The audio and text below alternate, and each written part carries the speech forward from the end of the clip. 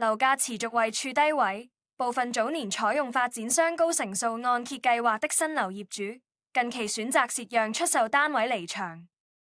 屯門帝寓金灣一伙開放式單位最新以230萬元沽出，尺價11,111元，造價創屋苑歷史新低。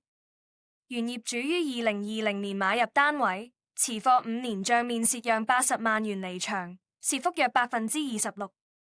市場消息指，該單位為帝寓金灣3座低層15室，實用面積207平方尺，屬開放式間隔。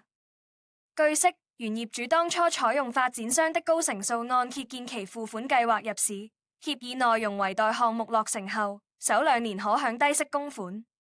而項目於2022年落成，因此直至今年低息優惠期就已經完結。估計由於供款壓力增加，原業主決定放售單位套現，最終以230萬元易手，折合尺價11,111元。資料顯示，是次單位成交價創屋苑歷史新低紀錄。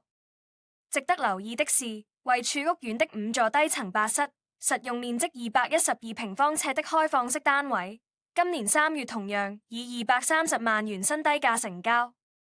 而該2伙單位當年均選用了相同的高成數按揭計劃入市。原業主於2020年以約310萬元一手購入樓花單位，持貨5年至今，現轉手賬面蝕讓80萬元，單位期內大幅貶值26%。